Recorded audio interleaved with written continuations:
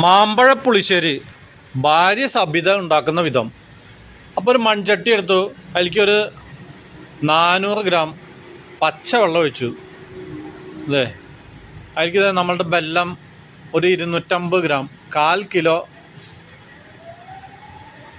അപ്പോൾ സ്റ്റൗവിന് തീ കൊടുത്തിട്ടുണ്ട്. അപ്പോൾ നമ്മളുടെ ശർക്കര ഇപ്പോൾ തിളയ്ക്കും. അപ്പോഴേക്കും സബിത പോയിട്ട് വേറൊരു ചട്ടി എടുത്തു വന്നിട്ട് ഇപ്പുറത്തെ അടുപ്പിൽ വെച്ചിട്ടുണ്ട്. അതിലേക്കണ്ട തിളച്ചുകൊണ്ടിരിക്കുന്ന ശർക്കര പാനീയം ഒരു സ്റ്റീലിൻ്റെ അരിപ്പ കൂടെയാണ് ഒഴിച്ചെടുക്കുന്നത്. അപ്പോൾ നമ്മൾ പ്ലാസ്റ്റിക്കിൻ്റെ അരിപ്പയാണെങ്കിൽ പ്ലാസ്റ്റിക്കിൻ്റെ ചൂടും കൂടി വരും, അതിൻ്റെ ഒരു മണം കൂടി വരും. അപ്പോൾ ഉണ്ടോ, സ്റ്റീലിൻ്റെ അരിപ്പയാണെങ്കിൽ സുഖമാണ്. അപ്പോൾ ഇത് നമ്മൾ തിളച്ചുകൊണ്ടിരിക്കുമ്പോൾ ഇത് ഒഴിച്ചുകൊണ്ടിരിക്കണം. അപ്പോൾ പെട്ടെന്ന് ഫിൽറ്ററാക്കി എടുക്കാം, അരിച്ചെടുക്കാൻ എളുപ്പമാണ്. അപ്പോൾ സബിത മാമ്പഴം 1 കിലോ മാമ്പഴം അവിടെ തൊലി പൊളിച്ച് കളഞ്ഞിട്ട് അവിടെ വെച്ചേക്കണം. അപ്പോൾ ഞാൻ പറഞ്ഞു ചെത്തിയ പോരെയെന്ന് വെച്ചപ്പോൾ വലിയ ചെത്തി വേണമെങ്കിൽ അതിൻ്റെ കുറച്ചും കൂടി ഹാർഡ്നെസ് ആയിരിക്കും. അപ്പോൾ അതിൻ്റെ തൊലി അങ്ങോട്ട് പൊളിച്ചിട്ടുണ്ടെങ്കിൽ നല്ല മാംസളമായിട്ടുള്ള ഭാഗം മാത്രമേ കിട്ടുള്ളൂ എന്നിട്ടാണ് പൊളിച്ചത്. അപ്പോൾ ഉണ്ടോ 1 കിലോ മാമ്പഴം, അതിലേക്ക് 3 പച്ചമുളക്. അത് നാടൻ പച്ചമുളകല്ല, നമ്മുടെ തമിഴ്നാട് ആന്ധ്ര അവിടെ നിന്ന് വരുന്നത് കണ്ടില്ലേ. അത് 3 എണ്ണം പൊളിച്ചിട്ടു.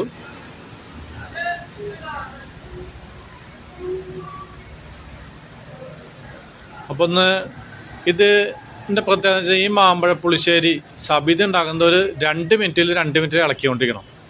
ഈ പരന്ന മാങ്ങയിൽ എടുക്കുക, കിളിച്ചുണ്ടൻ, അത് കിളിച്ചുണ്ടൻ. ഇത് നാട്ടുമാങ്ങയാണ്, പരന്നതാണ്, അതല്ല. ഇതേ കണ്ട, ഇതുപോലെ പഴുത്ത നല്ല നാട്ടുമാങ്ങയ്ക്കാണ് ഉണ്ടാകുന്നത്, കണ്ടില്ലേ. ഇതാണ് നാട്ടുമാങ്ങ. മണം തന്നെ കേട്ട് കഴിഞ്ഞാണെങ്കിൽ കൊതി പോകും. അപ്പം നല്ല നാട്ടുമാങ്ങ കൃഷിക്കാരൻ്റെ വീട്ടിലുണ്ടാവുള്ളൂ. കൃഷിക്കാരൻ ഉദ്ദേശിച്ച് മാവ് സ്വന്തമായിട്ടുള്ളവൻ്റെ വീട്ടിലാണ് ഇതുപോലത്തെ നാട്ടുമാങ്ങ കിട്ടുള്ളൂ. നമ്മളപ്പോൾ ഇന്ന് അതിലേക്ക് 2 നുള്ള് ഉപ്പിൻ്റെ പൊടി. ഉപ്പെന്ന് വെച്ചാൽ നമ്മളുടെ പാകിസ്ഥാനിൽ നിന്ന് കൊണ്ടുവന്ന ഇന്ദുപ്പാണ്. അപ്പോൾ സബിതയുടെ ആങ്ങളയ്ക്ക് തൃശ്ശൂർ ടൗണിൽ തന്നെ ഒരു ഹോൾസെയിൽ പച്ചമരുന്ന് കടയുണ്ട്, തൃശ്ശൂർ ഡ്രഗ്സ്. അപ്പോൾ അവരാണ് ഔഷധിയിലേക്കൊക്കെ കോട്ടയ്ക്കൽ ആര്യവൈദ്യശാല അവിടേക്കൊക്കെ പച്ചമരുന്നുകൾ ഹോൾസെയിലായിട്ട് ലോറി കണക്കിന് പച്ചമരുന്ന് കൊടുക്കുന്നത് ഇവരാണ്. അപ്പോൾ ഉണ്ടോ രുചിയൊക്കെ നോക്കിയാൽ എങ്ങനെയുണ്ടെന്ന്. അപ്പോൾ സബിതയുടെ വീട് തൃശ്ശൂർ ടൗണിലാണ്, വടക്കുന്നാഥൻ അമ്പലത്തിൻ്റെ തൊട്ടപ്പം തന്നെയാണ് ഞാൻ കല്യാണം കഴിക്കുമ്പോൾ അവളുടെ വീട്. അപ്പോൾ ഇവരൊക്കെ ടൗണിൽ നിന്നിട്ട് വളർന്നു പറഞ്ഞാൽ ഈ ഭക്ഷണശാല ഉണ്ടാക്കാനായിട്ട് ഭയങ്കര മിടുക്കിയാണ്.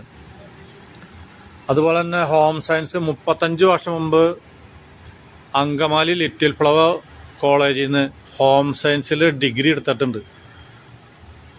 അപ്പോൾ നമ്മളുടെ ശർക്കര പാനീയം ഇതിലേക്ക് കണ്ടോ, ഓക്കെ. നെയ്യ് 1 ടേബിൾ സ്പൂൺ അത് ചേർക്കുന്നുണ്ട്. അപ്പോൾ നമ്മളുടെ മാങ്ങയും ശർക്കര പാനീയം നോക്കിയാൽ 1/2 ലിറ്റർ 400 മില്ലി ഉണ്ടാകുന്നത് ഇപ്പോൾ ഒരു 100 മില്ലി ആയിട്ട് കുറഞ്ഞു, അല്ലെങ്കിൽ ഒരു 200 മില്ലി ഉണ്ടാവും കേട്ടോ. അപ്പം മാമ്പഴത്തിൻ്റെ നീരും ശർക്കരയുടെ ആ ലിക്വിഡ് മാത്രമേ ഉള്ളൂ, കണ്ടില്ലേ. അപ്പോൾ നമ്മളുടെ നെയ്യ് ഇട്ട് കൊടുത്തപ്പോൾ എന്തൊരു മണം നോക്കിയാൽ തിളച്ചുകൊണ്ടിരിക്കുന്നത് കണ്ടോ. അപ്പോൾ ഇടയ്ക്കിട്ട് ഇങ്ങനെ മിനിറ്റിന് ഇങ്ങനെ ഇളക്കണം, നമ്മുടെ അടപ്രഥമനും പാൽപ്പായസമൊക്കെ ഇളക്കണ പോലെ. അപ്പോൾ അതിലേക്ക് 1 മുറി നാളികേരം, അത് ഒരു 2 കയ്യിൽ മരക്കയ്യിൽ കണ്ടില്ലേ, 2 കയ്യിൽ കട്ട തൈര് ഒഴിച്ചു കൊടുക്കണം. അപ്പോൾ കൃഷിക്കാരായതുകൊണ്ട് നാളികേരം ഇഷ്ടം പോലെയാണ്, അതുപോലെ തന്നെ തൈരും ഇഷ്ടം പോലെയാണ്.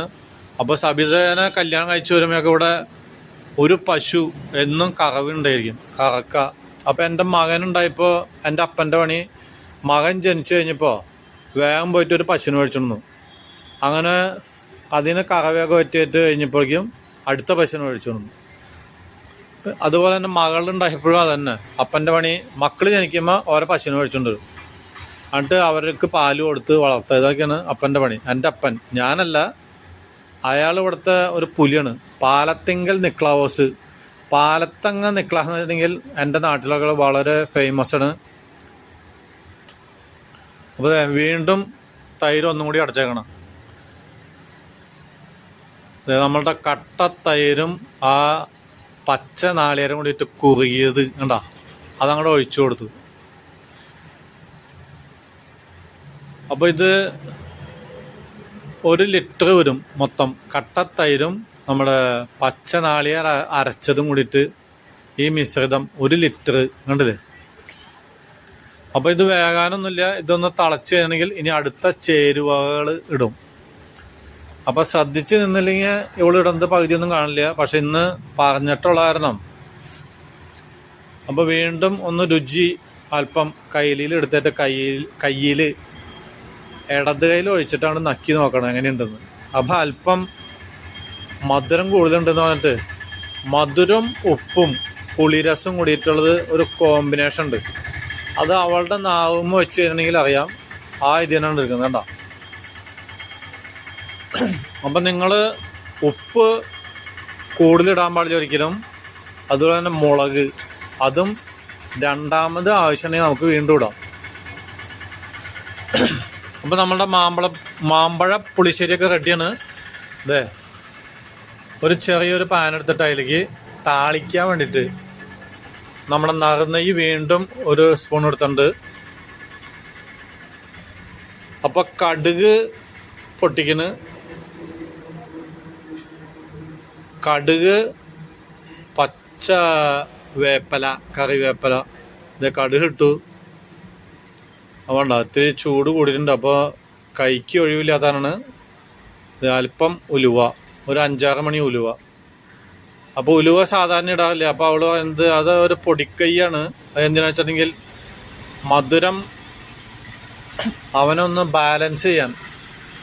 അപ്പം മധുരത്തിനൊന്ന് ബാലൻസ് ചെയ്യാനായിട്ട് അല്പം ഉലുവിട്ട് കഴിഞ്ഞാൽ നല്ലതെന്ന് പറഞ്ഞിട്ടുണ്ടോ. ഒരു 3 വറ്റൽമുളകും അതിലിട്ടുണ്ട് കണ്ടില്ലേ. അപ്പോൾ താളിക്കാനായിട്ട് 3 വറ്റൽമുളക്, അല്പം കറിവേപ്പില, പിന്നെ കടുക് ആവശ്യത്തിന്, വേണമെങ്കിൽ മാത്രം ഉലുവ അത് ഇട്ട് നോക്കി. ആണ്ടാ ഓരോ പ്രാവശ്യം ഇട്ട് കഴിയുമ്പോൾ ആളൊന്ന് ടേസ്റ്റ് രുചി നോക്കും. അപ്പോൾ കയ്യിലോണ്ട് എടുത്തിട്ട് ഇടത് കയ്യിലേക്ക് ഒഴിക്കും. അപ്പോൾ എൻ്റെ കയ്യിലൊക്കെ ഒഴിച്ചിട്ടുണ്ടെങ്കിൽ കൈ പൊളയ്ക്കും. അപ്പോൾ ഇതൊക്കെ ഉണ്ടാക്കൽ കഴിഞ്ഞ് ഒരു 2 മണിക്കൂർ കഴിഞ്ഞിട്ട് എൻ്റെ കുളിയൊക്കെ കഴിഞ്ഞ് വന്നപ്പോഴേക്കും ആൾ ഇലയൊക്കെ വാട്ടണം. ഇല വാട്ടിയെടുത്തിട്ട് മൂടി കെട്ടണം. അപ്പോൾ എനിക്കുള്ള മാമ്പഴ പുളിശ്ശേരി. അപ്പോൾ സബിത പറയണേ ഇത് ഇന്നൊന്നും എടുക്കില്ല, ഇത് നാളെ കാലത്ത് ഭക്ഷണം തരുമ്പോൾ തരാമെന്ന് പറഞ്ഞത് നമ്മളുടെ ഇത് കെട്ടി വയ്ക്കണം. അപ്പോൾ ഞങ്ങളൊക്കെ മീൻ കറി അതുപോലെ തന്നെ മാമ്പഴ പുളിശ്ശേരി അതൊക്കെ ഉണ്ടാക്കിയാണെങ്കിൽ ഇന്ന് കഴിക്കില്ല, നാളെ ഇന്നത്തെ രാത്രിയിലെ തണവൊക്കെ ഏറ്റ് നാളെ കാലത്തേക്കാണ് ഇവൻ രുചിയാവുള്ളൂ എന്നിട്ട് അവിടെ കെട്ടി വയ്ക്കും. അപ്പോൾ ഞാൻ പിറ്റേ ദിവസം വന്നപ്പോൾ നമ്മളുടെ മാമ്പഴ പുളിശ്ശേരി കാണാനില്ല. അപ്പോൾ ചാളയുണ്ട് കണ്ട, ചാള, മുതിര, സാമ്പാർ ഇതൊക്കെ ഉണ്ട്. അപ്പം മാമ്പഴ പുളിശ്ശേരി അപ്പോൾ ഇത് കെട്ടഴിച്ചെടുക്കണം കണ്ട.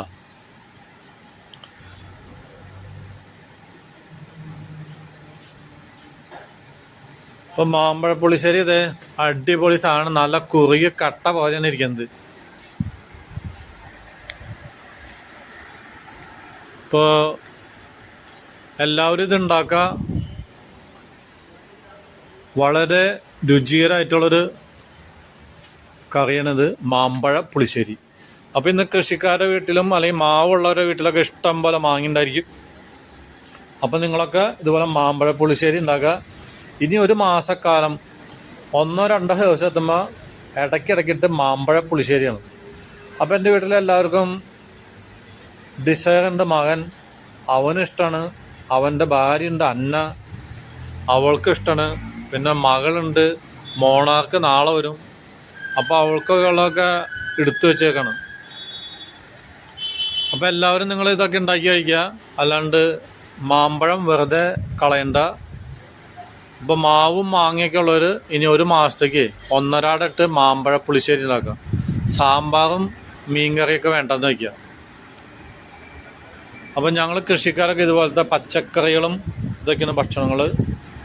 അതൊക്കെയാണ് ഞങ്ങളുടെ ആരോഗ്യം.